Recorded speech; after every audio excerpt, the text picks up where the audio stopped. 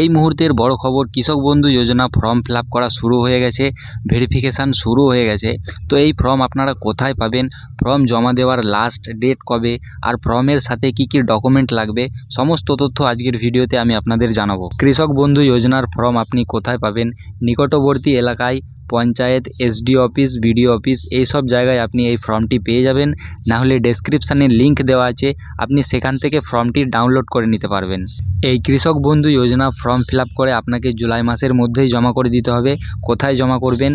Panchayat, SD office, BDO office, না হলে কিষাণ মান্ডি অফিসে গিয়ে আপনি এই ফর্ম জমা করে দিতে পারবেন। আর এই ফর্মের সাথে কি কি ডকুমেন্ট লাগবে? আধার কার্ড, ভোট কার্ড, ব্যাংকের পাসবই, জমির পর্চা, ভোটার লিস্টে যে পৃষ্ঠায় নাম আছে সেই পৃষ্ঠাটা লাগবে, আর আধার লিঙ্ক, মোবাইল নাম্বার লাগবে। টাইম বেশি নেই, তাড়াতাড়ি আপনারা কৃষক বন্ধু যোজনা ফর্ম ফিল আপ করে জমা করুন। ফর্ম ফিল আপ করা নিয়ে যদি কোনো সমস্যায় পড়েন কমেন্ট করবেন, আর এমন ইনফরমেটিভ তথ্য পেতে চ্যানেলটি ফলো বা সাবস্ক্রাইব করে রাখবেন।